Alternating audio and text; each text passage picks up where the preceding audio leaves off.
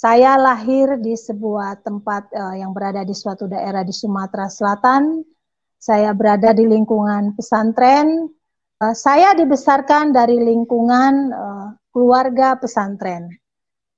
Mengapa seperti itu? Karena di lingkungan tempat saya lahir, disitulah tempat berdirinya sebuah pesantren besar di Palembang. Dan dari kecil saya diajarkan wajib puasa, wajib sholat 5 waktu, wajib melaksanakan puasa, kemudian sembahyang 5 waktu, kemudian harus ngaji. Mengaji itu harus, karena kakak saya ini adalah guru mengaji. Tapi ketika itu saya belajar mengaji hanya ikut mengaji, tetapi jujur saja saya tidak mengerti ayat-ayat yang disampaikan. Saya lebih cenderung menghafal ayat-ayat tersebut. Kemudian saya ikut tes di Institut Agama Islam di Palembang, Institut Agama Islam Negeri di Palembang. Dan puji Tuhan, ketika itu saya sangat bersyukur, dari ribuan orang yang mendaftar, saya diterima. Saya masuk ke Fakultas Tarbiyah, jurusan Ilmu Agama Islam atau Pendidikan Agama Islam. Saya aktif di kampus, saya juga aktif di organisasi, saya aktif juga di acara-acara HMI dan lain-lain. Saya mendengar satu khotbah dari seorang ustadz yang terkenal. Ketika itu Maulid Nabi dan menjelang, saya ingat menjelang bulan puasa. Dan kemudian saya mendengar khotbah. Saat itu saya tidak mengerti karena saya tidak menyaksikan dan tidak berada di sana. Kemudian saya mendengar ada satu kata, jangan sampai dari keluargamu ada yang menjadi kafir seperti Yusuf Roni. Suatu saat saya menemukan di buku yang bertuliskan Isa Al-Masih menurut Al-Quran dan Alkitab.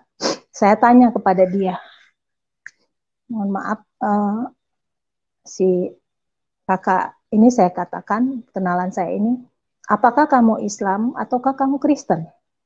Terus dia jawab, dia katakan saat itu, saya beragama Kristen, tetapi di keluarga saya, kakak saya yang tertua haji, om-om saya semuanya Muslim, dan kami ada 4 orang bersaudara itu Kristen, jadi kakak saya satu masuk Islam dan dia adalah haji.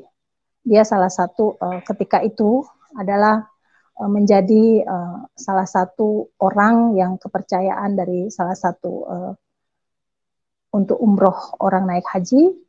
Nah, kemudian ada satu yang membuat saya akhirnya mengenal Tuhan, Bapak Ibu. Teman saya yang beragama Kristen ini memberikan satu kertas traktat kepada saya yang di traktat itu saya lihat tulisannya berasal dari Bapak Amran Amri. Kemudian dia membahas di sana Isa Al-Masih menurut Al-Quran dan Alkitab. Kemudian saya diberikan itu, sementara teman saya ini setiap hari bertanya, Umi, apakah sudah dibaca? Saya katakan belum. Berjalannya waktu 1 bulan, akhirnya dia tanya terus. Saya jujur di hati saya, saudara-saudaraku kesal. Saya jengkel, marah juga, karena saya pikir dia tahu saya ini Islam. Kenapa dia mesti bawa saya ke Kristen? Kenapa dia mesti menunjukkan hal itu? Kemudian akhirnya suatu saat dia datang lagi pada Minggu pagi, Umi mau nggak ikut ke gereja? Tambah sebel saya, tambah jengkel. Terus dia katakan seperti, Umi, ini lembaran traktat ini kamu baca, ini saya kasih kamu Alkitab. Kamu kan punya tafsir Al-Quran. Kamu bisa baca itu, kamu bisa compare antara apa yang ada di Alkitab dengan Al-Quran. Di hati saya saat itu mengatakan, ini orang keterlaluan juga ya, orang Islam kok disuruh baca Alkitab, dikasih Alkitab pula. Cuman karena dia baik dengan saya, selama saya berada di dekat dia, bertetangga dengan dia, saya terima Alkitab itu dan saya mulai, pada saat itu saya ingat bulan puasa, saya menjalankan ibadah puasa 1 bulan penuh. Kemudian setelah 1 bulan penuh saya berpuasa, saya mulai bertahap membuka kertas yang diberikan kepada saya itu dengan tujuan adalah untuk membuktikan kepada dia bahwa dikatakan di sana Isa anak Maryam adalah Yesus Kristus Tuhan. Bagi saya itu hal yang tidak mungkin. Karena apa? Di pengajaran saya yang lama, jangankan Isa anak Maryam, Isa Al-Masih dengan disebut orang adalah Yesus Kristus itu Tuhan, saya mendengar Tritunggal yang Esa saja bagi saya itu sesuatu yang tidak mungkin. Karena apa? Di pengajaran saya dulu mengatakan, ketika saya sembahyang, saya ingat ada ayat yang mengatakan bahwa Tuhan itu tidak beranak dan tidak diberanakan. Saya gumuli itu, saya compare antara apa kitab yang dia berikan dengan Al-Quran yang saya miliki saat itu, tafsir Al-Quran. Saya pelajari itu dengan seksama, bertahap tapi pasti, saya pelajari terus. Akhirnya pada titik tertentu, saya merasakan kelelahan, keletihan, saya bingung. Karena apa? Di satu sisi saya sembahyang, puasa, di sisi lain saya juga membaca Alkitab. Saya temukan di Alkitab yang mengatakan, akulah jalan dan kebenaran dan hidup.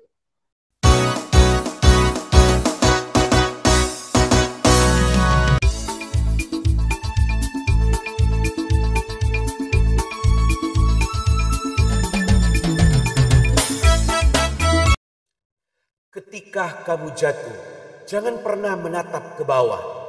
Jatuh bukan berarti kalah, itu hanya berarti kamu harus bangkit dan kembali mencoba.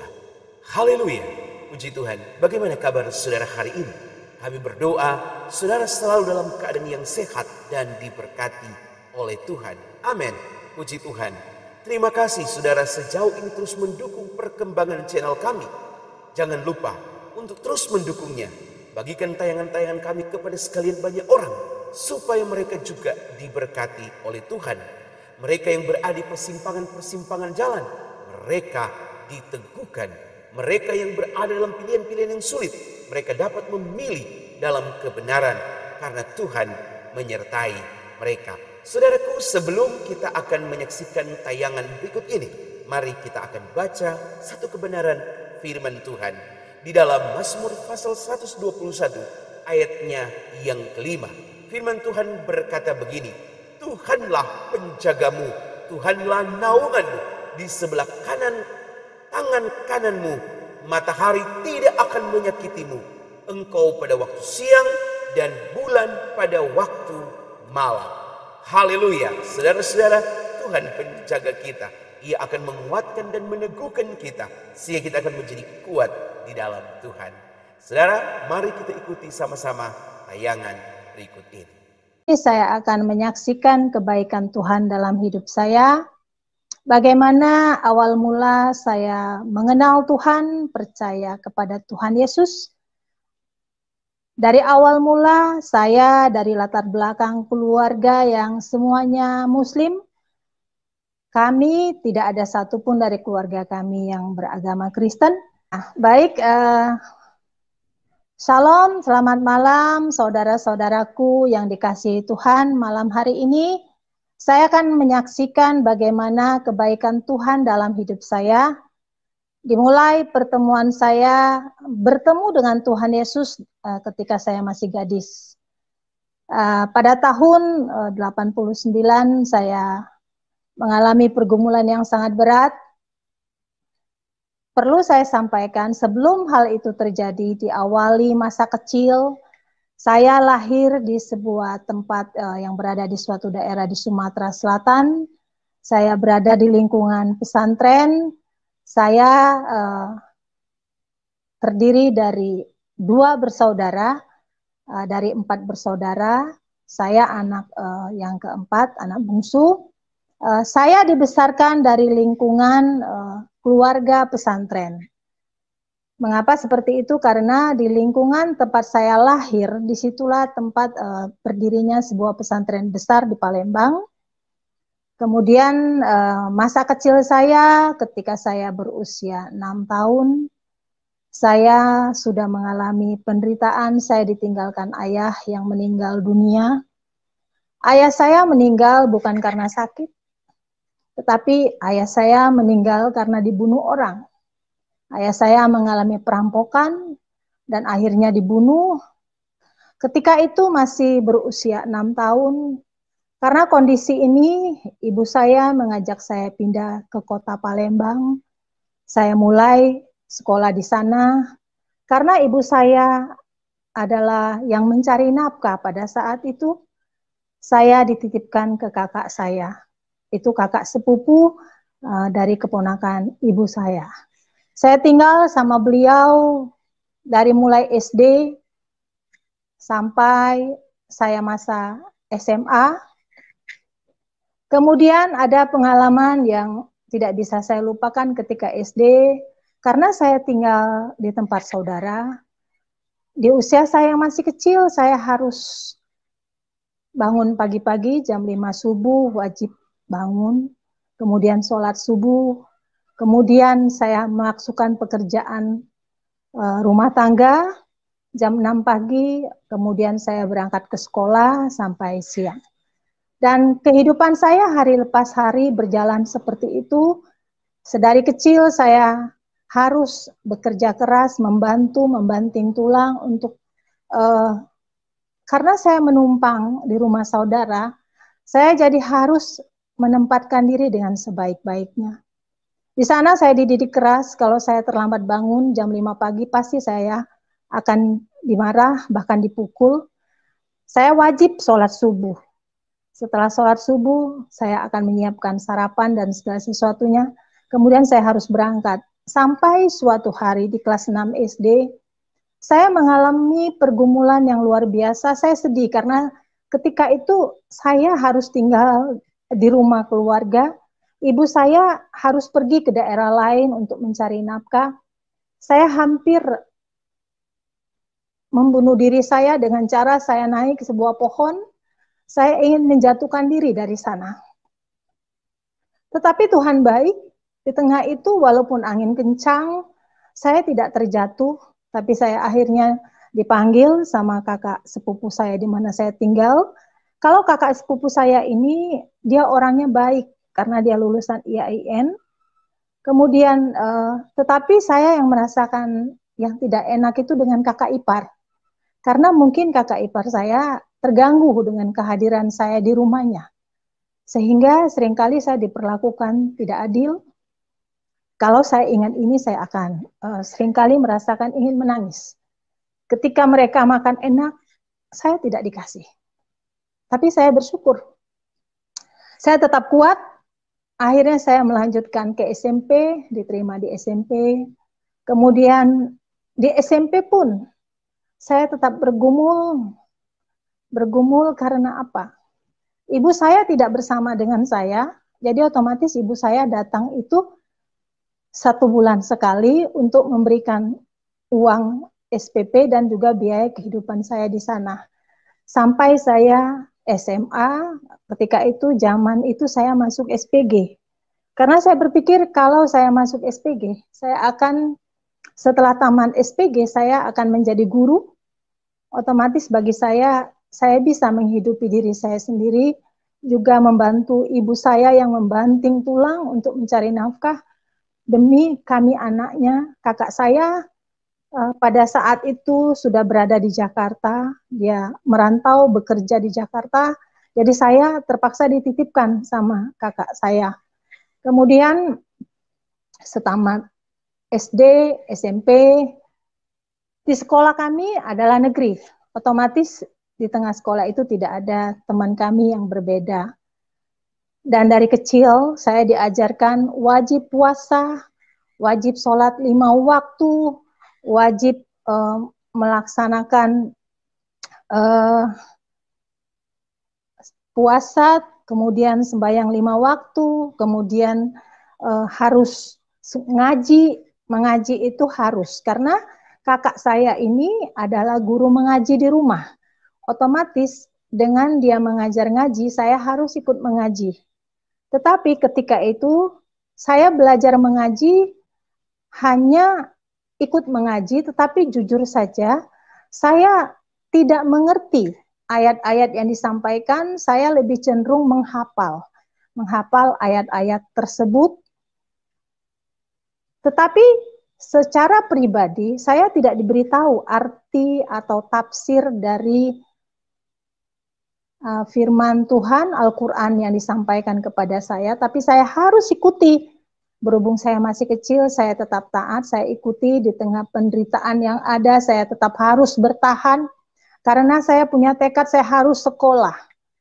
Saya harus sekolah. Mengapa saya sampaikan hal itu? Karena dari keluarga. Orang tua saya, papa saya mengatakan, kalau ayahmu tidak ada, kalau ibumu bekerjanya jauh dari kamu, kamu paling jadi perempuan yang tidak benar. Dan saya tekad kuat, saya tidak boleh. Saya harus sekolah yang setinggi-tingginya demi mencapai harga diri dan mengangkat orang tua saya, ibu saya secara khusus, keluarga saya untuk mengalami perubahan nasib ke depannya lebih baik. Di sekolah SD, SMP, sampai SMA, ketika itu adalah SPG, saya bertekad dari SD, SMP, dan SMA saya harus rajin belajar, harus menjadi orang yang pandai. Terakhir di kelas 3 saya dari kelas 1 SMA saya juara 1, kemudian sampai kelas 3 saya bertekad jadi juara 1 dan itu berhasil saya capai. Akhirnya lulus SPG, saya ikut honor di sekolah negeri, mengajar pramuka, kemudian saya ikut tes di Institut Agama Islam di Palembang, Institut Agama Islam Negeri di Palembang. Dan puji Tuhan ketika itu saya sangat bersyukur, dari ribuan orang yang mendaftar saya diterima. Saya masuk ke Fakultas Tarbiyah, jurusan Ilmu Agama Islam atau Pendidikan Agama Islam. Selanjutnya saya terus kuliah, berjalan terus. Seiring berjalannya waktu, saya aktif di kampus, saya juga aktif di organisasi. Saya aktif juga di acara-acara HMI dan lain-lain. Kemudian setamat dari kuliah pada tahun 89, ada hal yang sangat menyedihkan hati saya. Ibu saya yang menjadi orang tua saya satu-satunya meninggal dunia setelah dirawat selama 6 bulan, 1 bulan di rumah sakit karena menderita kanker rahim. Saya hancur hati saya.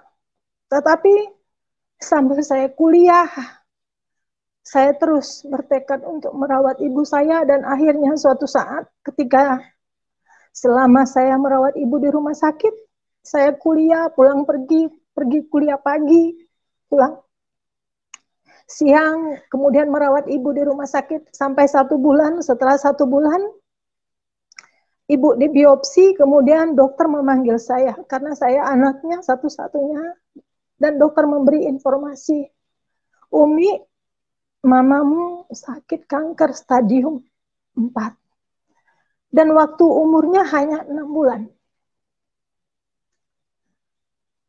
Saya berusaha ketika itu, jujur saja, saudara-saudaraku, dunia saya rasanya mau hancur. Saya rasanya mau mati. Mengapa? Karena orang tua saya satu-satunya akan meninggal dunia. Itu diagnosa dokter.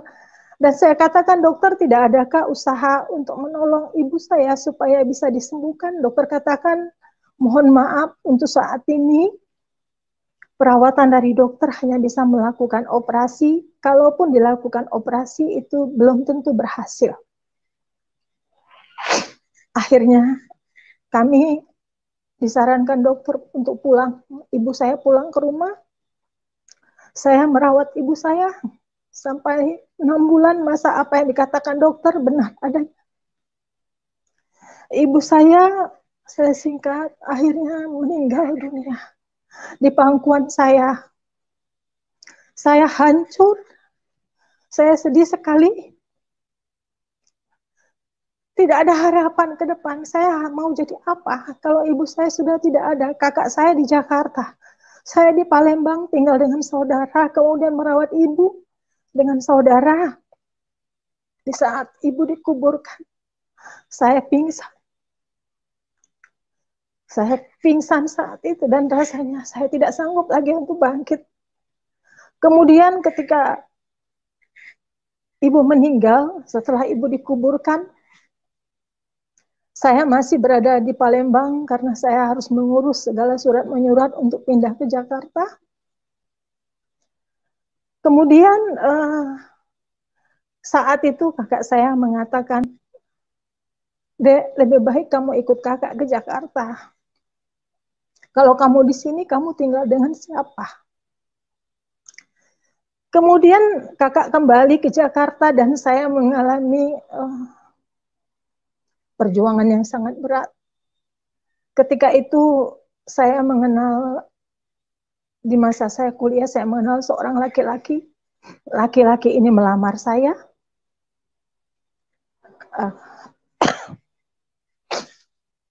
Mohon maaf, Bapak Ibu.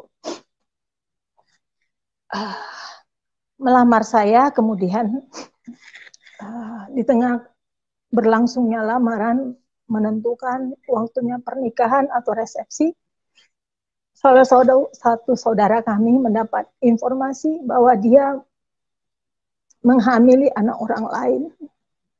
Akhirnya pernikahan saya dibatalkan. Keluarga saya membatalkan pernikahan. Dan dia mengatakan, daripada saya putih mata, lebih baik saya putih hati. Daripada dia hidup, lebih baik dia mati. Ternyata apa yang dia sampaikan itu benar adanya. Dia ketika itu saya tidak mengerti apa namanya, tapi saya dibuat oleh dia, saya seperti hampir gila. Dan di tengah saya sakit, orang ini masih ada, saya juga bingung. Jauh dari orang ini saya benci. Tetapi kalau dia datang, saya tidak bisa mengatakan atau menolak. Akhirnya keluarga Tante Om di Palembang memberi informasi ke kakak saya yang mengatakan lebih baik adikmu dibawa pergi ke Jakarta daripada dia nanti mengalami penderitaan yang berkepanjangan dengan orang ini.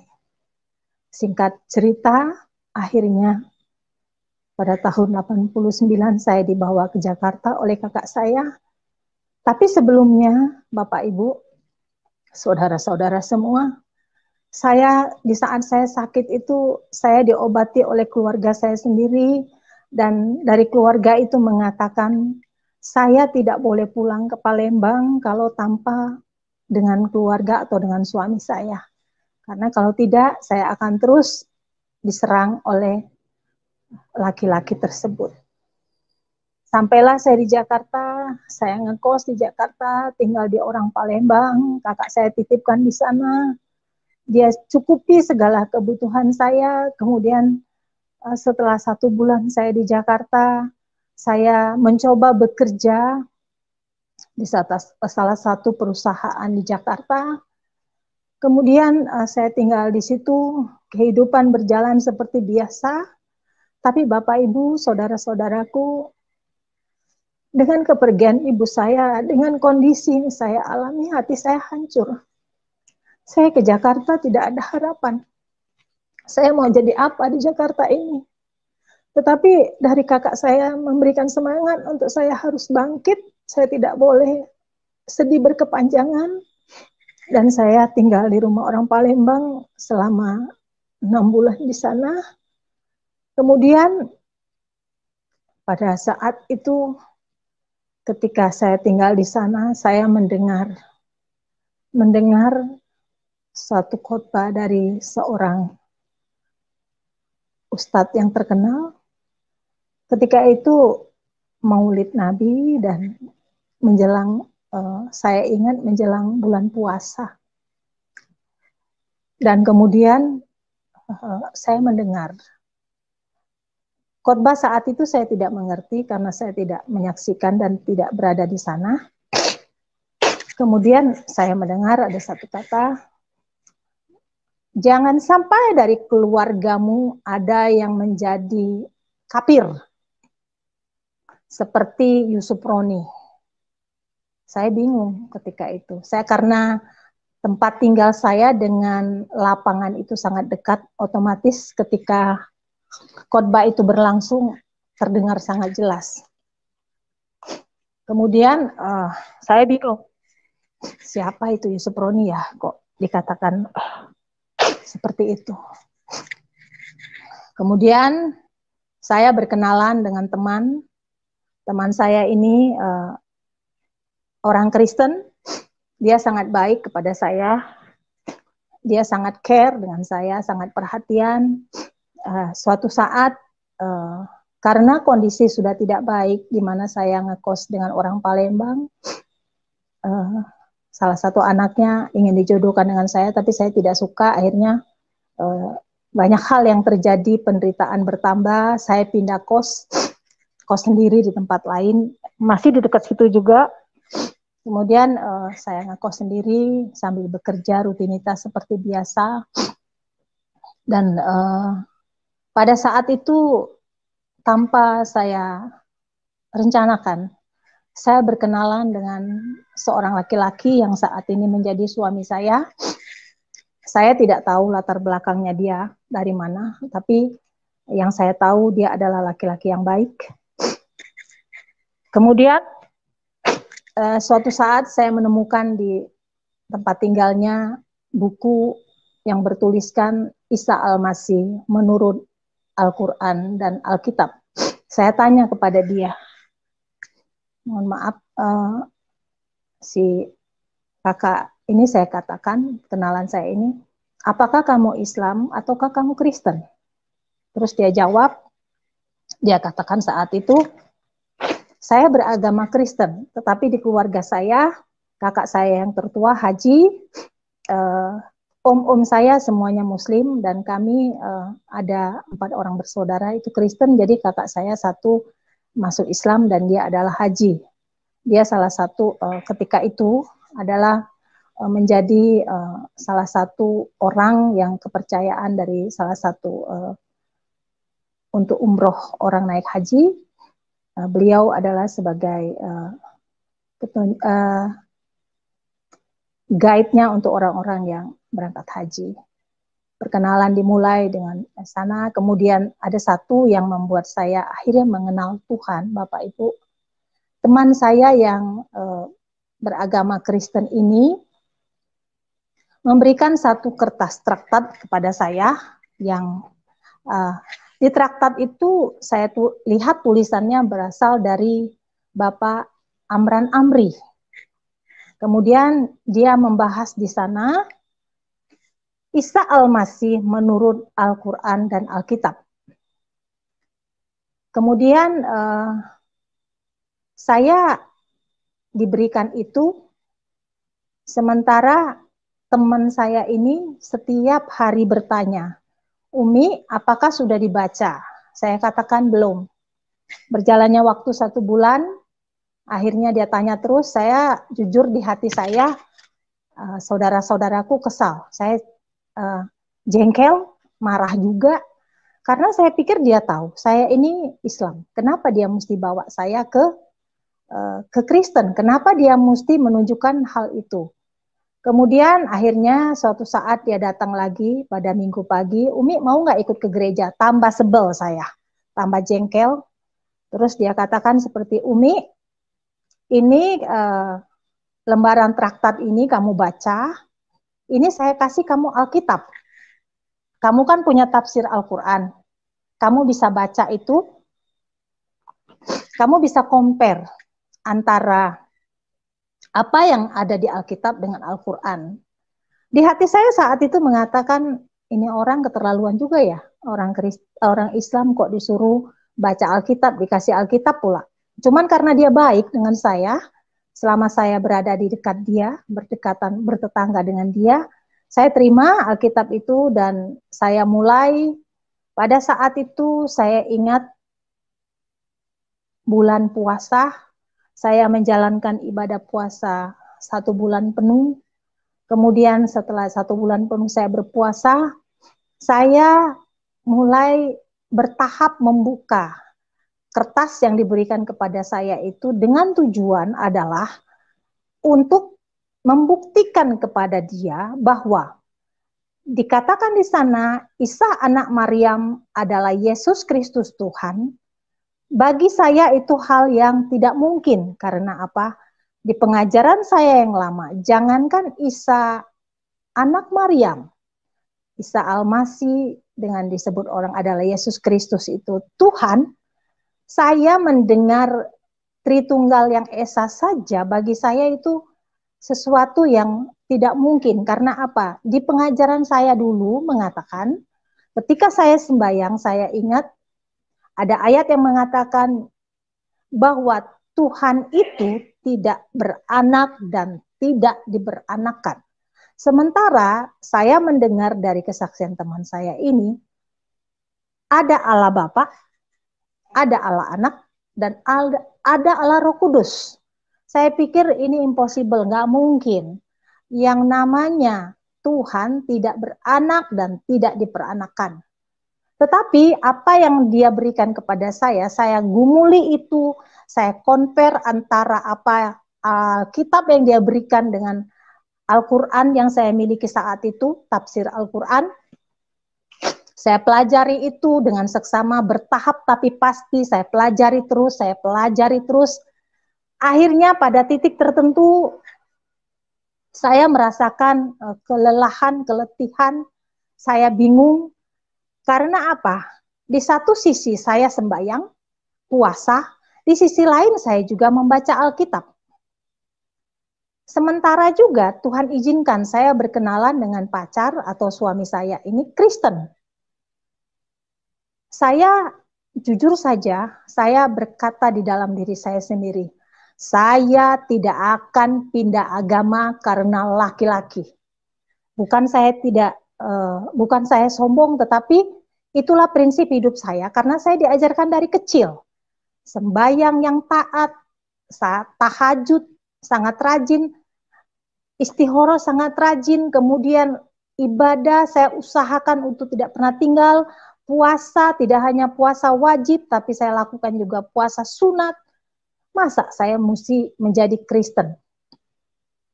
Kemudian teman saya atau pacar saya saat itu mengatakan, kamu tahu nggak siapa itu Yesus? Saya katakan Yesus adalah Isa Al-Masih anak Maryam. Itu yang saya tahu. Terus dia katakan Yesus itu Tuhan. Tidak, saya bilang. Yesus bukan Tuhan. Yesus adalah nabi. Dari 25 nabi, Yesus adalah salah satu nabinya. Terus kemudian perjalanan kami tidak berjalan dengan semestinya. Karena apa? Saya bertekad, tadi sudah saya katakan, dengan kondisi saya berangkat ke Jakarta, latar belakangnya seperti apa. Saya bertekad saya harus sekolah. Kemudian di samping saya bekerja, saya juga mengambil lagi kursus-kursus keterampilan yang lain, sehingga bahasa Inggris, sekretaris, perpajakan, pokoknya saya punya bertekad sekolah. Saya harus sekolah. Jadi pulang bekerja, saya menganjurkan lagi kuliah lagi, sekolah lagi. Saya harus menjadi orang yang berhasil. Jadi saya tidak terlalu fokus ke masa depan untuk menikah. Karena bagi saya ketika itu saya masih muda, saya masih panjang, masih banyak perjalanan saya masih panjang. Kemudian kembali ke titik terakhir ketika saya membaca traktat tadi, saya temukan di Alkitab yang mengatakan, akulah jalan dan kebenaran dan hidup. Tidak ada seorang pun yang dapat ke rumah Bapa tanpa melalui aku. Itu dari Yohanes 14 ayat 6. Saya mulai goyah. Saya tetap menjalankan puasa, saya tetap menjalankan ibadah agama saya, tetapi saya juga membaca Alkitab. Sementara dari kakak saya sudah mulai mendengar dari tetangga saya yang orang Palembang yang mengatakan bahwa saya itu udah mulai ikut-ikutan orang Kristen. Kakak saya mengamati saya terus, saya tetap berjalan, tetapi suatu saat pada titik puncak, saudara-saudaraku, saya merasakan kelelahan yang luar biasa. Setelah saya compare apa yang saya terima dari tafsir Al-Quran dengan Alkitab, justru saya mendapat jawaban di Alkitab. Yang saya dapatkan ketika itu adalah, akulah jalan dan kebenaran dan hidup. Tidak ada satu orang pun yang dapat ke rumah Bapa tanpa melalui aku. Saya ingat ketika itu saya diberikan adalah Sirotol Mustaqim yang saya dapatkan dulu. Sirotol Mustaqim itu adalah perumpamaan rambut satu di belah 7. Untuk kita mencapai ke surga itu harus menjalani itu. Dan akhirnya saya putuskan saya sembahyang tahajud. Di tengah sembahyang tahajud malam itu, saya juga sembahyang istihoroh. Saya sudah lelah, saya sudah capek. Saya merasakan tubuh saya semakin hari kurus kering. Saya di satu sisi saya mengalami ketakutan karena apa? Kalau sampai saja keluarga saya tahu saya ikut-ikutan, apalagi ke gereja, apalagi ke Kristen, pasti saya dibunuh. Saya udah katakan itu pasti.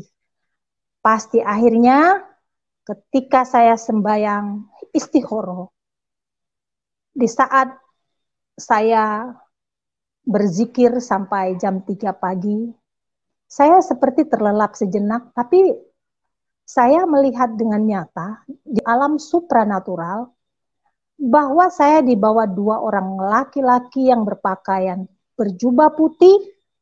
2 orang laki-laki ini sangat dari segi manusiawi sangat ganteng.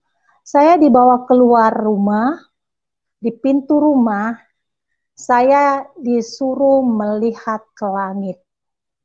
Bapak, Ibu, saudara-saudaraku, apa yang saya saksikan saat itu di luar dugaan saya. Saya menyaksikan kisah para rasul 1 ketika Yesus berada di awan. Ketika itu saya melihat ke langit, kemudian saya menyaksikan Yesus berdiri dalam posisi tangan terbuka dengan pakaian yang sangat putih cemerlang. Saya bisa melihat bayangan wajahnya yang bersinar terang, tetapi saat itu saya tersungkur. Saya tersungkur, dan pada saat saya tersungkur seperti itu, saya melihat, tetapi saya tidak sanggup melihat cahaya kemuliaan itu. Kemudian ada suara yang saya dengar. Anakku yang kukasihi, aku ingin membawamu ke surga. Saya sebagai manusia biasa yang tidak mengerti, saya ketika itu menjawab, Tuhan, saya belum siap. Saudara-saudaraku, apa yang terjadi? Ternyata pengalaman supranatural ini yang saya alami, saya seperti diingatkan gigi saya seperti dicabut, dan saya merasakan itu sakit sekali. Kemudian saya duduk, hati saya bergejolak. Saya meminta agar Tuhan menyatakan dirinya kalau memang Tuhan itu hidup, dan Tuhan sudah menyatakan dirinya. Kemudian pagi hari saya sampai dari jam 3 itu saya tidak bisa tidur sampai pagi. Saya akhirnya mengetok rumah teman saya yang Kristen ini. Saya katakan dialah yang menjadi kakak rohani saya. Saya katakan kepadanya minta tolong doakan saya. Saya tadi malam, tadi pagi, jam 3 pagi saya mengalami seperti ini. Saya ceritakan apa yang saya alami, kemudian dia doakan, terus dia katakan seperti ini. Umi, Tuhan sudah menyatakan diri kepadamu. Alangkah baiknya kamu memantapkan hati untuk mengikut dia. Karena dia adalah satu-satunya Tuhan, jaminan setiap umat manusia untuk bisa mencapai ke surga. Saya diam saja, saya hanya minta didoakan. Kemudian saya terus bergumul, saya tetap dalam kondisi tidak bulan puasa, saya puasa. Saya minta petunjuk dari Tuhan, apa yang harus saya lakukan. Kemudian teman saya mengatakan seperti ini, Umi, supaya kamu tidak terombang-ambing dengan keadaan saat ini, alangkah baiknya kamu dibaptis. Saya tanyakan dengan dia, itu dibaptis apa? Dia jelaskan dibaptis adalah sebagai tanda orang percaya kepada Tuhan, menerima keselamatan daripada Tuhan, dan dia dicelupkan ke air, dibaptis untuk menerima keselamatan daripada Tuhan sebagai tanda bahwa dia adalah pengikut Kristus. Ketika itu saya belum mengerti, saya bertanya sana sini, ada berbagai macam aliran yang mengatakan tentang baptisan, tetapi di tengah kondisi saat itu pacar saya kembali ke tempatnya karena ayahnya sakit, kemudian saya berpisah sekian tahun, dan saya bertanya kepada dia untuk memberi informasi, pertimbangan kepada saya, baptisan yang harus saya lakukan, dan dia mengusulkan untuk saya ikut baptisan selam. Saya ikuti, saya diantar oleh teman kakak rohani saya ini, di samping teman dia adalah kakak rohani yang sangat memperhatikan saya. Saya diperkenalkan kepada seorang hamba Tuhan untuk saya diajar, diperkenalkan kepada kebenaran firman mengenai ayat-ayat baptisan. Kemudian ketika itu saya dibaptis dengan beberapa latar belakang yang sama dengan saya, ada 8 orang sama-sama dibaptis. Kami dari belakangnya dari suku Kedar, kami dibaptis. Kemudian saya ada hal yang saya kelupaan. Sebelum saya memutuskan untuk dibaptis, ada pengalaman supranatural yang saya alami. Ketika itu Natal, teman saya ini mengajak saya pergi Natal karena saya sendirian di rumah. Dia katakan, Umi, kamu mau nggak ikut acara gereja kami? Kemudian dia bilang di sana ada artis-artis yang terkenal, antara lain Diana Nasution, Ade Manahutu, Edi Slitonga, artis-artis rohani saat itu. Saya ikut bukan karena ingin ikut ke gerejanya, tetapi saya ingin menyaksikan artis itu,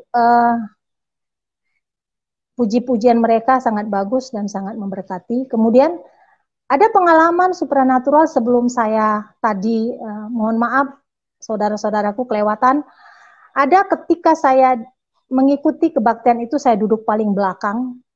Kemudian saya mendengarkan hamba Tuhan yang mengatakan bahwa di samping sebelum khotbah berlangsung akan menyaksikan film. Kebetulan film saat itu yang diputar adalah Yesus Kristus yang disalibkan. Saya dari belakang karena saya baru pertama kali ke sana, saya duduk paling belakang dan saya menyaksikan hal itu. Ketika film berlangsung pada saat Yesus disalibkan, Yesus dipukul, Yesus berdarah, tetapi pada saat puncaknya ketika tangan Yesus dipaku di kayu salib, kaki Yesus dipaku di kayu salib, saat itu saya merasakan hal yang hati saya hancur. saat itu saya mendapatkan Roh Kudus yang mengingatkan saya bahwa Umi, Yesus itu mati untuk menebus segala dosa dan kesalahanmu. Saya menangis di situ, saya badannya bergetar dari awal menyaksikan film itu sampai titik terakhir selesai film itu, badan saya, tubuh saya bergetar. Saya menangis sampai pulang. Sampai pulang saya terus menangis, saya tidak mengerti itu apa namanya, tetapi saya merasakan sesuatu yang sangat hancur. Saya ketika itu mendapatkan hikmat yang daripada Tuhan, bahwa Yesus rela mati sebagai Tuhan, rela mati di kayu salib untuk menebus dosa saya. Saya tidak mengerti Bapak Ibu, mengapa ketika tangannya dipaku, ketika kakinya dipaku, badan saya bergetar sejadi-jadinya. Saya tidak mengerti saat itu. Cuman saya katakan dengan teman saya, kenapa ya badan saya kok gini, saya kok nggak bisa begini ya, saya terus bergetar tangan saya. Nah, itulah awal kemudian saya akhirnya mengambil sembahyang tahajud, kemudian saya istihoroh. Dan semakin dimantapkan, akhirnya saya dibaptis. Kemudian pada saat saya dibaptis, saya bertanya dengan teman saya itu. Saya mau tanya, saya bilang, apakah kalian kenal dengan Pak Yusuf Roni? Kemudian ketika itu dia katakan, kalau Umi pengen kenal Pak Yusuf Roni, saya akan antar ke rumahnya Pak Yusuf Roni, saya akan perkenalkan kamu dengan Pak Yusuf Roni. Akhirnya saya diperkenalkan ke Pak Yusuf Roni. Saya ceritakan apa yang saya alami, apa yang saya rasakan, dan saya sungguh diteguhkan melalui istri Pak Yusuf Roni. Saya didoakan. Dia katakan, Umi, karena kamu backgroundnya dari IAIN, alangkah baiknya kamu belajar Alkitab dengan serius. Agar kamu nanti ketika kamu mengenal Tuhan Yesus, kamu tidak menjadi orang yang Kristen biasa-biasa saja. Agar kamu bisa menyaksikan kebaikan Tuhan dalam hidupmu dan bersaksi kepada keluargamu. Karena ada firman Tuhan yang mengatakan, satu orang diselamatkan, maka seisi rumah akan diselamatkan. Saudara-saudaraku, jujur saya takut. Ketika saya didoakan, akhirnya saya katakan, baik Ibu, saya akan ambil sekolah Alkitab.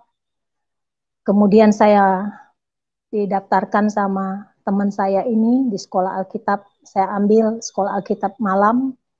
Saya dididik di sana, saya mulai diajari bagaimana membaca Alkitab. Kemudian saya juga diajak sama saudara saya ini, kakak rohani saya ini untuk melayani.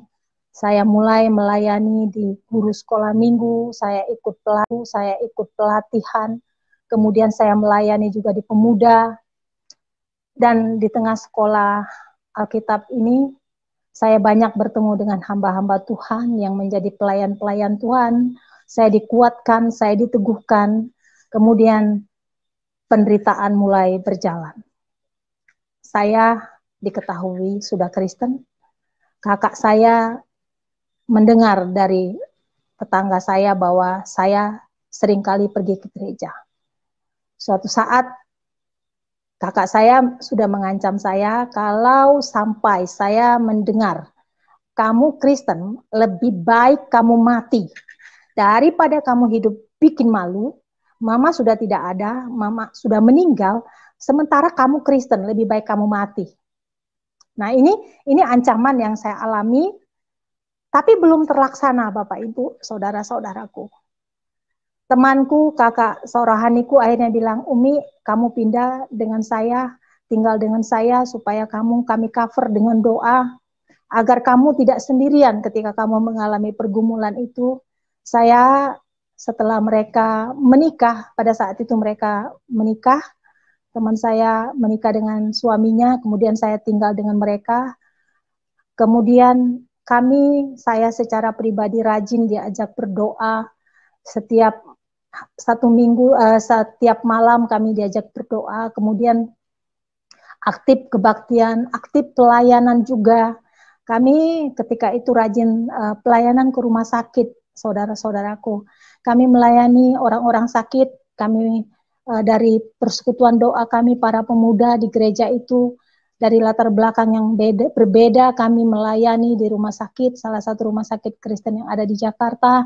Kami mendoakan orang-orang sakit, kemudian setelah itu kami kumpul, ada satu rumah yang menjadi histori bagi kami, tempat kami berdoa, tempat kami bergumul, tempat kami menyampaikan apa pergumulan kami masing-masing. Itu juga menjadi orang tua angkat saya. Beliau banyak berjasa kepada saya. Ada juga kakak rohani di sana yang latar belakangnya sama dengan saya. Dia latar belakang dari suku Kedar.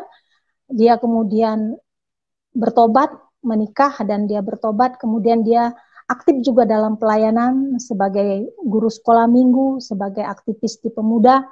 Kemudian kami mulailah saya sendiri mengalami pergumulan. Mengikut Kristus ternyata tidak seperti yang kita bayangkan. Mengikut Kristus pasti ada pikul salib. Penderitaanmu dimulai. Di keluarga saya sendiri, saya dikucilkan, saya dibuang, kakak saya mendapat intimidasi dari keluarga, tetapi Bapak Ibu, saudara-saudaraku, ada pengalaman supranatural lagi yang saya alami. Saya mengalami bagaimana ketika saya dalam posisi tidur, saya tidak mengerti saat itu apa disantet atau apa, datang ular menyerang saya, datang binatang-binatang menyerang saya, harimau di tengah posisi tidur saya, tetapi ketika saya mengatakan dalam nama Yesus engkau pergi, saat itu mereka pergi. Kemudian saya juga mengalami intimidasi, mimpi-mimpi yang menakutkan. Saya merasa saya dihakimi, saya merasa dihukum sama keluarga dengan akan dibunuh. Kemudian apa yang saya mimpikan, apa yang saya rasakan saat itu, pengalaman batin yang saya rasakan itu ternyata saya alami di dunia nyata.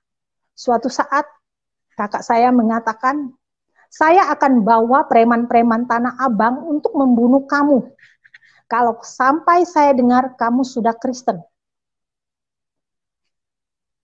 Saya takut, jujur saya takut, tapi dengan kekuatan doa setiap hari dari saudara seiman kakak rohani saya itu, seiring berjalan waktu saya juga menyelesaikan sekolah Alkitab malam, selesai saya ikut pelayanan, kemudian suatu saat apa yang dikatakan kakak saya terjadilah.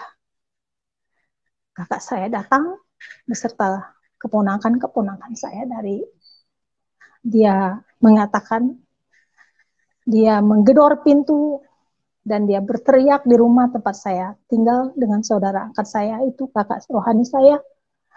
Disuruh keluar, saya akhirnya kami berdoa terlebih dahulu. Saya ketakutan Bapak Ibu, karena saya tahu kalau dia bilang mati, lebih baik mati, karena kakak saya punya ilmu hitam.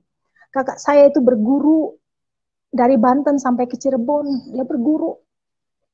Jadi saya tahu pengalaman rohani yang saya alami ketika saya mengalami serangan ular, serangan harimau, serangan binatang-binatang itu, saya tahu itu kiriman dari dia untuk menyerang saya supaya saya kembali. Dan dia datang beserta keponakan saya, keponakan-keponakannya. Buka pintu, gedor, kami buka pintu, terus dia bilang, saya mau bicara dengan adik saya. Dia datang dan saya tahu dia bawa senjata. Kemudian dia katakan, saya dengar kamu sudah Kristen. Lebih baik kamu mati daripada kamu hidup mempermalukan saya. Mama kita sudah tidak ada, kamu Kristen, lebih baik kamu mati. Dan dia mengacungkan tangannya, Bapak Ibu. Saat itu saya tidak melihat senjata apa yang dia pegang.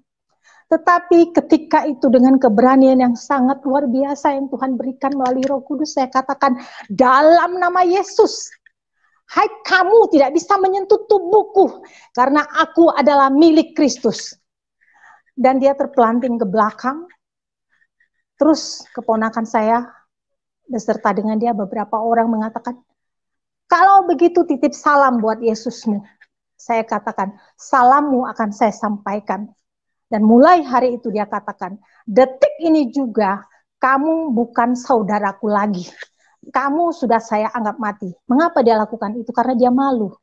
Di tengah kami Di ruang tamu itu ada kakak rohani saya, ada saudara saya, ada teman saya yang satu pelayanan dengan saya, satu kamar dengan saya, menyaksikan hal itu. Mereka juga tahu bagaimana saya mengalami serangan-serangan, saya disantet. Ada terjadi di rumah itu terasa. Dia merasakan bahwa ada roh yang bukan dari Tuhan yang datang menyerang. Dan kakak saya berbalik dan mulai hari itu dia berkata, mulai hari ini kamu bukan saudaraku lagi. Mulai hari ini kamu sudah mati. Itu dia katakan. Dan saya berkata, saya menangis. Saudara-saudara, saya sedih. Tapi inilah resiko. Resiko yang saya harus terima. Kemudian dengan cara kasar dia tidak berhasil, akhirnya dia mengirim kakak sepupu saya untuk datang dan menginap beberapa hari di rumah, dan saya tahu dia tidak hanya sekedar datang. Dia datang dengan membawa sesuatu. Mengapa saya rasakan seperti itu? Di tengah saya tidur, saya seringkali dibisikin sesuatu di telinga. Saya merasakan kondisi keberadaan mereka tidak membawa saya nyaman. Dan kemudian akhirnya saya memutuskan, setelah saya tinggal bersama kakak rohani saya menyingkir. Saya pindah kos di tempat lain. Karena saya tahu akan membahayakan mereka juga. Saya juga takut daripada saya tiba-tiba dia mengirim preman Tanah Abang untuk membunuh saya lebih baik menyingkir, pergi. Saya pindah kos di tempat lain. Saya tetap bekerja. Tapi Bapak Ibu, di tengah saya bekerja, jujur saja, saya mengalami penderitaan. Karena apa? Saat itu gaji saya tidak seberapa. Saya sebagai staf, saya harus hidup mencukupi hidup saya 1 bulan, bayar kos, kemudian saya harus mandiri. Ketika kakak saya supply, saya hidupnya tenang, saya enak, saya uang mengalir, saya diberikan uang, saya hanya uang gaji yang saya terima hanya saya gunakan untuk beli pakaian. Tetapi ketika saya sendiri, saya harus sendiri, dan saya dibuang jauh, saya menerima teror berupa telepon, berupa hal-hal lain dari keluarga saya tahu itu. Kemudian saya menyingkir, saya pindah tempat, saya di tempat yang baru. Kembali saya merasakan sendiri, saya sepi, saya sendiri rasanya. Kemudian di samping pengalaman pribadi, saya diusir dari keluarga, hampir mati dibunuh kakak saya sendiri. Keluarga dari suami saya tidak terima kalau saya berpacaran dengan dia. Dengan alasan saya ini dari Palembang, anak yatim piatu, tidak tahu latar belakangnya, sementara keluarga dia, keluarga dari keturunan raja, keturunan kaya, saya, apalah artinya saya. Dan saya ketika itu ikhlas, saudara-saudaraku. Kalau memang jodoh silakan, kalau tidak ya sudah. Itu sudah keputusan saya, yang paling penting saya bisa mandiri di atas kaki sendiri. Sekalipun hati saya hancur bertahun-tahun. Saudara-saudaraku, 7 tahun saya dibuang. Saya terhilang dari keluarga, saya tidak bisa pulang, saya tidak bisa ketemu keluarga. Keluarga tidak ada menjenguk saya sendiri. Saya ngekos dari satu kos ke kos yang lain. Tapi saya bersyukur, di tengah penderitaan yang saya alami, Tuhan selalu baik memakai anak-anak Tuhan menolong saya. Di saat saya sakit, saya terkapar, saya tidak punya uang sama sekali. Tiba-tiba mujizat terjadi, Tuhan kirim orang datang, membawa saya ke dokter, memberi saya uang, dan akhirnya beliau menjadi saudara angkat saya. Akhirnya saya bertambah, memiliki saudara-saudara di dalam Tuhan. Saya di cover, saya ditolong. Tetapi saya tinggal sendiri, kemudian penderitaan selanjutnya bertambah. Suatu saat, setelah sekian tahun, kami pergi ke tempatnya. Saya di Jakarta, kemudian kami menjalin komunikasi hanya melalui surat. Itu pun kalau dibalas ya iya, kalau tidak enggak. Tapi saya tahu, saat itu suami saya kembali karena dijodohkan oleh orang tuanya untuk menikah dengan wanita lain. Saya pasrah. Saya pikir jodoh di tangan Tuhan. Kalau memang jodoh tidak akan lari kemana. Dan yang paling penting saya bisa mandiri untuk saya bangkit dari keterpurukan ini. Kemudian dilanjutkan dengan berikutnya, suatu saat di tahun 96, setelah sekian tahun berpacaran, putus nyambung, akhirnya tahun 96 saya memutuskan untuk menikah. Sementara saya sudah dibuang sama keluarga. Saya dikatakan dengan segala macam perkataan-perkataan negatif. Banyak hal negatif yang saya terima, tapi saya ikhlas. Itu adalah pikul salib bagi saya terima. Karena bagi saya, Yesus adalah Tuhan satu-satunya. Dan bagi saya keselamatan hanya ada di dalam Yesus. Karena apa? Tuhan sudah menyatakan diri. Yang pertama ketika saya menyaksikan Yesus disalib, saya mengalami kepenuhan Roh Kudus. Yang kedua, ketika saya sembahyang tahajud dan istihoro, saya bertemu muka dengan Tuhan, sehingga saya mantap untuk mengikut Kristus. Yang ketiga, ketika saya mengalami penderitaan yang teramat sangat, Tuhan banyak menolong saya melalui hamba-hamba Tuhan, melalui anak-anak Tuhan yang menjadi saudara di dalam Kristus. Sehingga ketika saya menderita, mereka menolong. Ketika saya mengalami kondisi tidak punya uang, mereka membantu saya. Ini salah satu pengalaman yang luar biasa yang saya alami. Kemudian kami terus melayani di rumah sakit, berdoa untuk orang-orang sakit. Ketika suatu saat di tahun 96, ketika saya harus memutuskan menikah, saya tahu keluarga suami saya tidak setuju. Saya bahkan mendengar menjelang 1 bulan kami menikah. Ketika itu pacar saya menelpon saya jam 12 pagi, tengah malam. Umi, saya berada di jalanan. Sementara Bapak, Ibu, Saudara-saudara, surat sudah masuk ke gereja. Saya pelayanan aktif di gereja sebagai guru sekolah minggu, aktif juga di pemuda.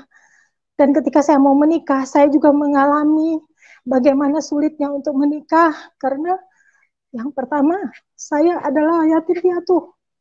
Saya tidak punya saudara. Kakak saya sudah enggak mengakui lagi saya. Yang kedua, dia mengancam saya lagi.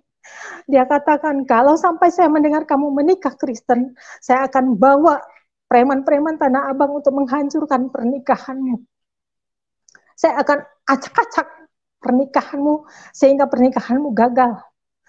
Yang kedua, dari pihak suami saya, kakaknya ternyata mengajak dia makan di hotel mewah di Jakarta dan mengatakan lebih baik untuk kami membatalkan pernikahan. Dan ketika suami saya mengatakan saat itu masih pacar saya, dia bilang saya sudah putuskan karena saya sudah mengajukan surat pengajuan ke gereja. Saudara-saudaraku, suami saya juga mengalami pergumulan. Dia dilempar sama pot yang ada bunganya, pot yang ada tanahnya. Dia dipukul, dihajar habis sama kakaknya. Karena kakaknya mengatakan seperti ini, untuk apa kamu menikah dengan orang Palembang itu? Kita tidak tahu dia latar belakangnya seperti apa. Kamu cari wanita yang sukses, cari wanita yang berhasil, cari pengusaha. Jangan hanya seorang karyawan yang seperti dia, masih banyak perempuan lain. Dan ketika itu saya sudah hampir putus asa. Mau menikah pun ternyata banyak pergumulan, uang tidak ada. Saya hanya ketika itu memegang uang 1 juta dan dia hanya memegang juga 1 juta. Kami butuh modal banyak untuk menikah. Karena menikah di gereja, kemudian catatan sipil, kemudian ada pesta. Tetapi mujizat kembali saya rasakan. Di saat saya mengalami pergumulan berat, tidak ada dana, Tuhan kirim dana. Melalui orang tua murid yang memberkati saya. Kemudian orang tua murid ini menyumbangkan banyak.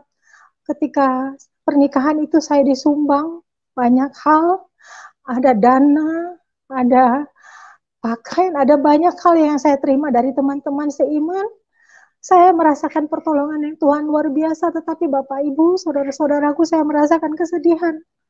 Yang pertama, saya ingin menikah saja susah. Udah mau Kristen susah, mau menikah juga susah. Jangankan didorong, jangankan didukung, saya malah akan disuruh putus dan saya sudah pasrah Bapak Ibu. Kalau memang jadi ya sudah, kalau tidak ya tidak apa-apa. Dan suami saya ternyata di tengah dia kondisinya galau, dia katakan, Umi kita tetap menikah. Oke, baik, saya mempersiapkan dan saya bersyukur Bapak Ibu saudara saya punya teman persekutuan yang luar biasa. Mereka mendukung doa. Setiap hari mereka mendukung saya dalam doa. Selama 1 bulan menjelang pernikahan mereka berdoa terus untuk saya, mendukung saya. Karena saya banyak sekali pergumulan yang saya alami. Yang pertama saya tidak punya dana, yang kedua Saya tidak punya persiapan sama sekali. Yang ketiga, setelah sekian tahun saya berpacaran, masa saya tidak menikah? Kakak saya sudah mengatakan, kalau saya dengar kamu menikah dengan cara Kristen, pasti kamu akan saya serang dengan preman-preman Tanah Abang. Karena kakak saya bergaul dengan preman-preman Tanah Abang. Dia bekerja di kota, tetapi lingkungan dia, pergaulan dia adalah preman-preman Tanah Abang. Otomatis saya ketakutan.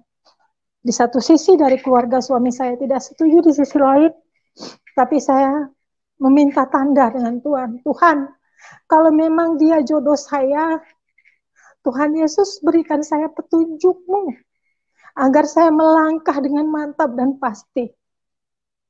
Dan Tuhan menyatakan dirinya dengan melalui mimpi. Saya kembali diberikan mimpi dengan mendapatkan ayat firman Tuhan yang berbunyi, kalau Tuhan berjanji, Tuhan tidak pernah ingkar janji. Janji Tuhan ya dan amin. Dan saya singkat, akhirnya saya menikah dengan modal kami sendiri, tapi mujizat yang saya alami ketika itu adalah mujizat pesta Kana. Karena apa?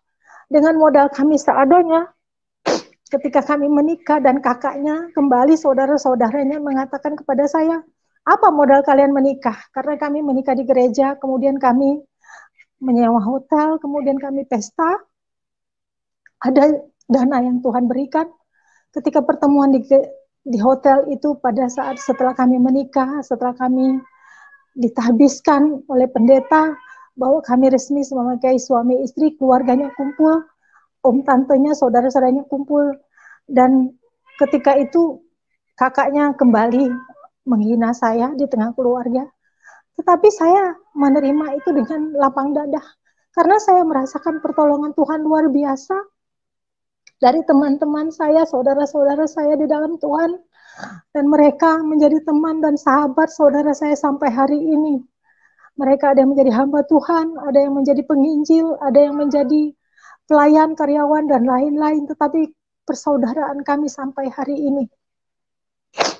Saudara-saudaraku, inilah kesaksian saya ketika saya bertobat, ketika saya menerima Tuhan Yesus, dan yang lebih lanjut di saat menikah. Pernikahan kami tidak direstui keluarga, tetapi kami tetap menikah. Mujizat kembali terjadi, kebutuhan biaya gedung, biaya pesta, Tuhan sediakan di luar dugaan kami, pas seperti apa yang kami harapkan. Sehingga dana yang kami butuhkan cukup untuk restoran, untuk salon, untuk hotel di mana kami menginap. Pengalaman yang berikutnya adalah, belum sampai selesai di situ saudara-saudaraku. Ada pengalaman yang kedua yang saya alami, kami menikah, mengalami pergumulan, tetapi ada pengalaman terakhir yang semakin hari yang membuat saya semakin harus sungguh-sungguh di dalam Tuhan, harus sungguh-sungguh melayani Tuhan. Saya doakan terus seluruh keluarga saya untuk mereka bertemu Tuhan Yesus secara pribadi, menerima Tuhan Yesus sebagai Tuhan Juru Selamatnya. Di dalam doaku selalu untuk saudara-saudaraku semuanya, agar mereka juga mengenal Tuhan yang benar. Tuhan yang benar hanya ada satu, di dalam nama Tuhan Yesus. Pengalaman yang terakhir yang saya akan ceritakan, Bapak Ibu, saat ini suami saya baru sembuh dari stroke. Pada tahun 2013 ada pengalaman supranatural lagi yang saya alami. Saya di tengah ulang tahun saya, suami saya mengalami serangan stroke, pecah pembuluh darah di batang otak. Dia dinyatakan kalau tidak hidup, kalau tidak dilakukan operasi dia akan mati. Tetapi ketika itu ada pengalaman supranatural yang saya alami lagi. Di saat hari pertama dia masuk ruang ICU, saya berada di ruang tunggu, saya menangis di hadapan Tuhan. Tetapi ketika itu saya duduk bersila jam 2 pagi, saya berbicara dengan Bapa di surga, dengan Tuhan Yesus. Saya katakan, Tuhan, ini ulang tahun saya. Masa hadiah ulang tahun saya, suami saya koma, hampir mati, pecah pembuluh darah di batang otak, bahkan kata dokter katakan kesempatan dia hidup sangat sedikit. Ketika itu Tuhan berbicara jelas kepada saya, Umi, pada saat Maria dan Marta berteriak ketika Lazarus mati, aku ada di sana dan saat ini juga aku ada di sini.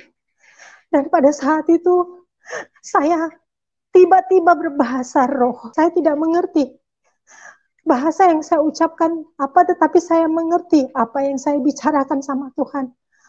Ketika itu saya dibawa oleh 2 malaikat ke ruangan ICU.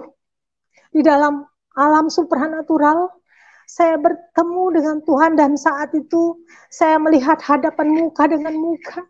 Tuhan Yesus menumpangkan tangan di kepala suami saya. Disaksikan 2 malaikat. Tuhan Yesus sangat luar biasa. Pakaian putih cemerlang sangat suci.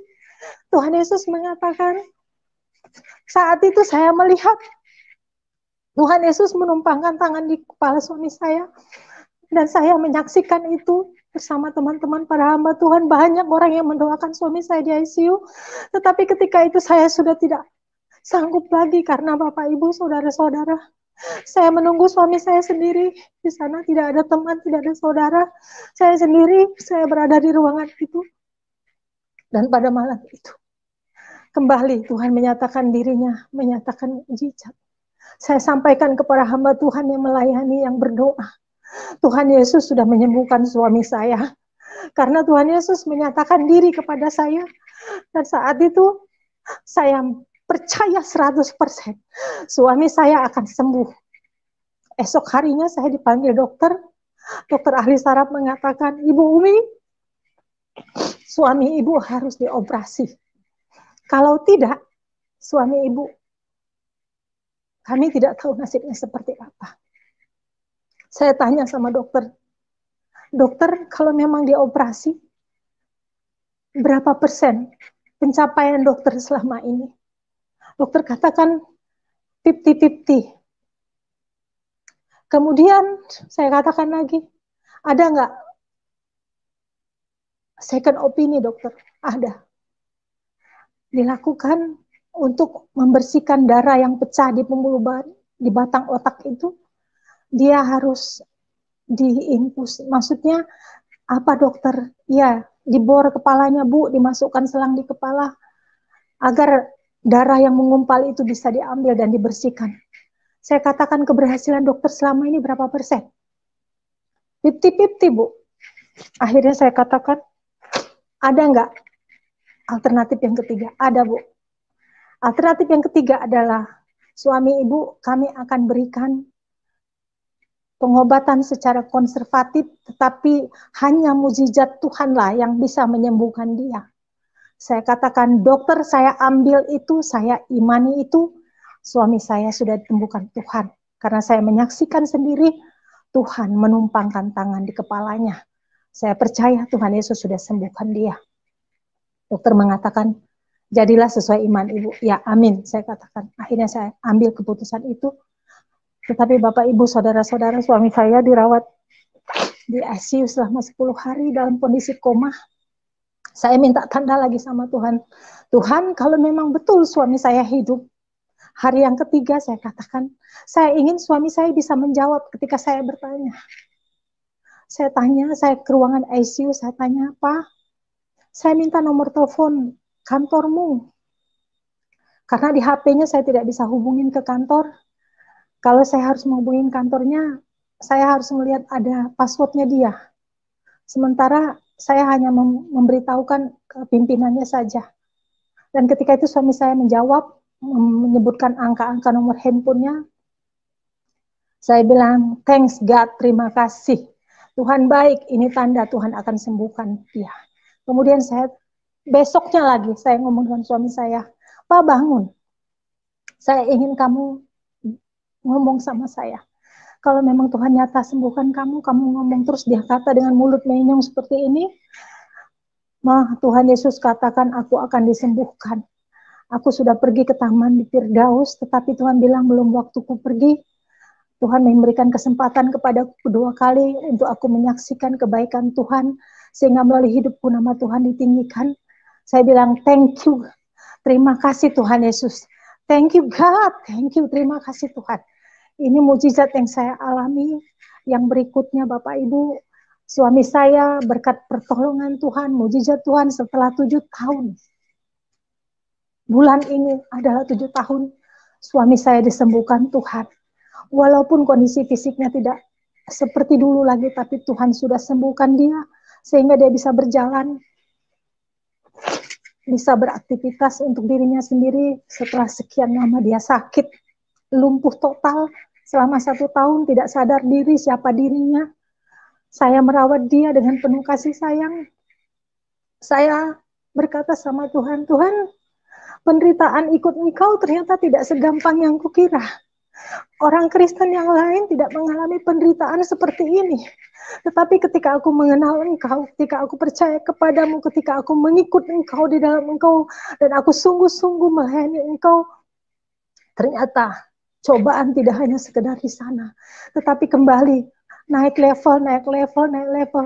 Seringkali Bapak Ibu Saudara saya menangis. Saya meminta tanda sama Tuhan. Apakah betul suami saya sehat kembali? Apakah betul suami saya hidup kembali? Karena saya lihat saat itu sepertinya tidak ada harapan, tetapi mujizat Tuhan hari lepas hari terjadi.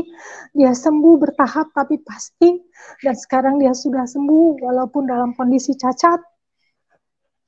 Tetapi saya harus mengambil alih untuk tanggung jawab kepala rumah tangga di keluarga ini. Anak saya 2, 1 sedang skripsi, 1 lagi di semester 6, dan mohon dukungan dari saudara-saudara, teman-temanku semua yang selalu mendukung kami, teman gereja, teman pelayanan, teman pekerjaan, guru-guru sekolah minggu, semuanya terima kasih untuk dukungan kalian. Saya bersyukur, berterima kasih saya ditempatkan di sini, di Lipo Cikarang. Di tempat ini bukan kebetulan, tapi karena Tuhan yang menempatkan. Kami percaya Tuhan Yesus yang ajaib akan memakai kami lebih lagi untuk menjadi alat-Mu yang ajaib. Demikian Pak, masih ada kesaksian-kesaksian yang lain, tapi mungkin ini dulu kesaksian saya kiranya menjadi berkat bagi orang lain.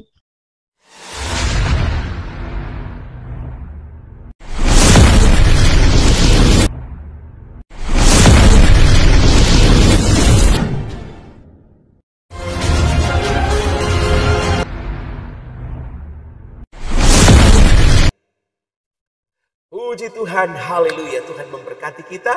Kami berdoa biar kiranya tayangan-tayangan kami yang hadir di hadapan saudara dapat memberkati saudara dan saudara dikuatkan oleh Tuhan. Sampai berjumpa lagi dalam program acara kami selanjutnya. Tuhan Yesus memberkati kita. Haleluya, haleluya.